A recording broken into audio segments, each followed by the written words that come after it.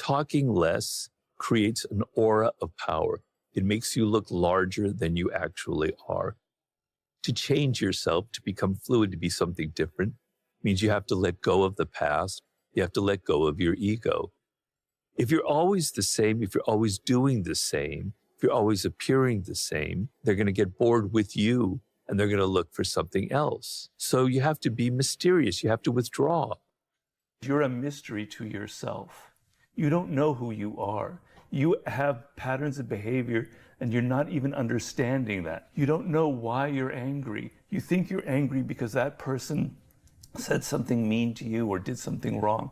But in fact, your anger probably stems from things from deep, deep within, from your childhood. You know, a lot of power is thinking ahead, 2 or 3 moves ahead. And in order to think several moves in advance, you know what your intentions are. You know where you're going to go in 6 months, right?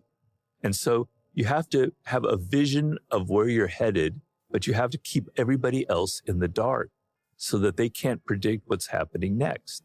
So part of concealing intentions, part of business, part of power is the ability to think strategically, to think in advance, to think several moves in advance.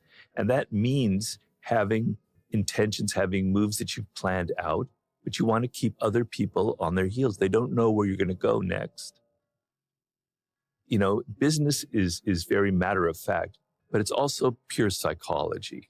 You've got to understand the psychology behind power. Power is about appearances, and there's weakness, things that show weakness. Then there are powerful things. And you want to create this aura of power, even though inside you might not feel so powerful or feel so comfortable or secure. But outwardly, you want to show this appearance that makes people think, wow, this guy, he's authority. I respect him. Talking less creates an aura of power. It makes you look larger than you actually are. People think he's mysterious. He or she's mysterious. When you talk a lot, I don't know if you've noticed this, but people who talk a lot, there's something insecure about. If you can't control your own mouth, if you can't control that, then what can you control? You can't control your emotions. You can't control your behavior. It signals weakness and insecurity. Whereas talking less, you're not going to say something stupid. And then when you do speak, it's going to carry a lot of weight. It seems like an unimportant law, but it's actually extremely important to understand the psychology of what gives the appearance, the aura of power, and what doesn't. Baseline of every human being, we're all actors. Some are good actors, some act more, some are bad actors. But I always tell people, if you look at children, 3 or 4 years old, or you remember your own childhood, you were constantly pretending, you were constantly acting to your parents. You would act like an angel to get something that you wanted. You'd act all sweet and innocent because you wanted some candy, you wanted some game. Being an actor is part of human nature. It's deeply, deeply ingrained in all of us because we're a social animal. If you went around just speaking everything that you thought, you would offend everyone around you, right? If you told somebody that their clothes are ugly, that they look fat, that their ideas are stupid, they're going to hate you. You're not going to get very far in life. So you learn at an early age to control what you say, to control who you are, to control what you do. We're different in front of our father than we are with our friends, right? So get over this notion that we can all just hang out and just be who we are. You're never being who you are. You're always acting to some degree. But being rigid and having a form and having a strategy that you always rely on and having a personality that you always exude to the world and perform as is weak because you can't adapt. Think of your business in the last 3 years.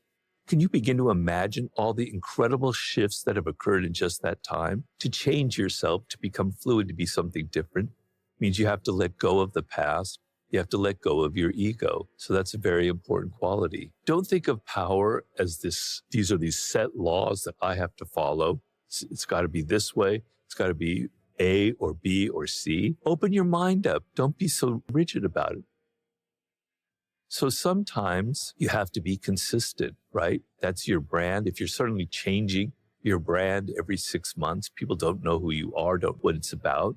You're going to lose your customers, your clients. But if you're too stuck, if you're too always the same, People are going to be bored with you. So the game has a lot to do with attention. People have written about this, but attention is money. Attention is something that you can monetize, right?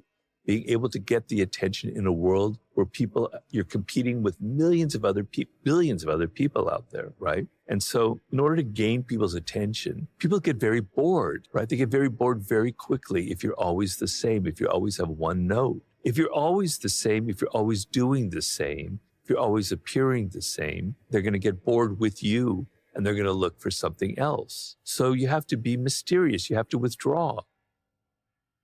If you withdraw and you're not always vying for their attention, you disappear for a month. You don't post anything, or you post something that's maybe a little bit enigmatic where they're not quite sure what you mean. Suddenly they're going to pay attention to you.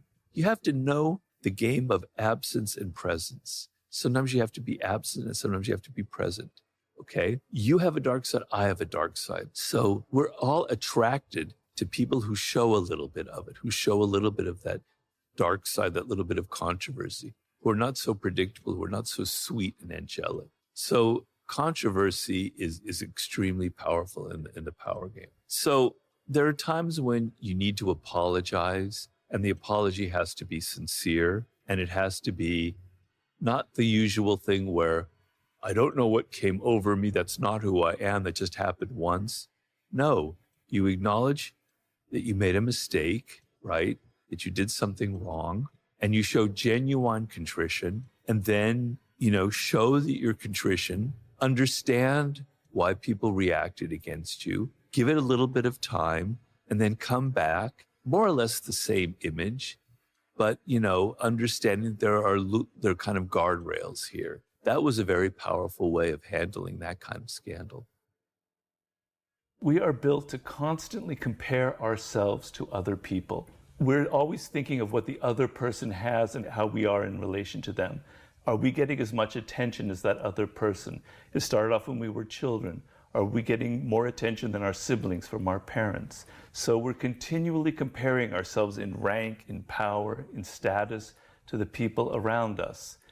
And this is deep force within us, and it's constant every day, every moment. You don't realize it, but you're going through that. And social media, it completely exacerbates this tendency in human nature, and it's the source of envy.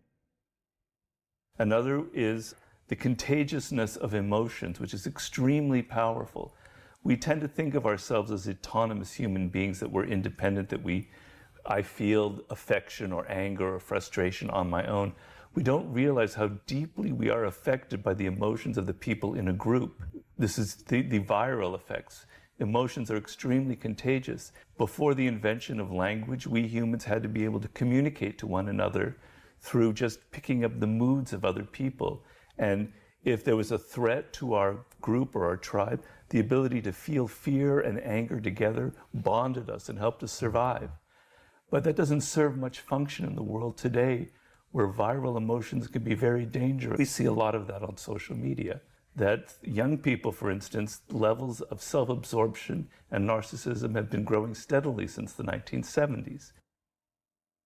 We are the preeminent social animal on the planet. Our survival depends on how we relate to other people, whether we understand them on some level. And I find a lot of people are recently in the world are really bad at observing just basic elements in human psychology. And the number one problem I find that they have is an inability to understand the people they're dealing with. They hire the wrong partners. They hire the worst assistants who end up ruining their lives. These are people who are technically brilliant. They understand their field. They understand marketing, etc. But they don't understand basics about the people around them. And they make terrible hires, or they marry absolutely the wrong person for them in their lives. So this is like our Achilles heel, and I think it's gotten worse in the world today. So my anger was that people are so focused on technology, but that we need to focus much more on human nature, on understanding people. That's the primary skill that you need in life. There is something deeply ingrained in each individual person, a particular individual nature that we all have, and that causes us to go into compulsive patterns of behavior. I have this problem myself. Okay, and everybody has them. Where does it come from? Some of it comes from our DNA, from our genetics, things we can't control that we've inherited from our parents. Some of it comes from our early attachments. And some of it comes as we get older and we interact with teachers and mentors and various people who create a certain way we view ourselves. If people keep telling us that we're not really worthy, that we're not good students, we internalize that and we end up becoming like that. So it's a mix of things. You know, each person has a mix of these qualities. What I'm saying is you're a mystery to yourself. You don't know who you are. You have patterns of behavior and you're not even understanding that. You don't know why you're angry. You think you're angry because that person said something mean to you or did something wrong. But in fact, your anger probably stems from things from deep, deep within, from your childhood. And you're not reacting to that person, but to actually your parents and what they didn't give you. That knowledge about who you are is an end in itself and will help you in so many ways become that human being that I think we all have the potential to become. So normally when we feel an emotion or we have an idea, we don't examine it. We just assume that's, it's just natural. We came up with that on our own. I want you every single day to be examining yourself and to look at yourself. Why do I have that idea? Why am I feeling this sudden emotion? And it's not easy. It can take time and it can take a degree of introspection that you're not comfortable with. But if you begin to look at yourself and question, why do I feel this way?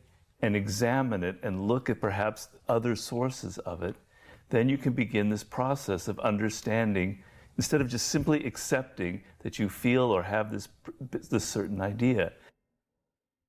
So when I write the book on human nature, I admit that I have a negative bias towards human nature. I tend to see the dark side in people. I tend to see their manipulative side, what they're trying to hide. That was the source for the 48 Laws of Power. That was the anger I felt then, that people weren't being honest about how manipulative they can be. I recognize that I have this bias. I recognize that that's who I am.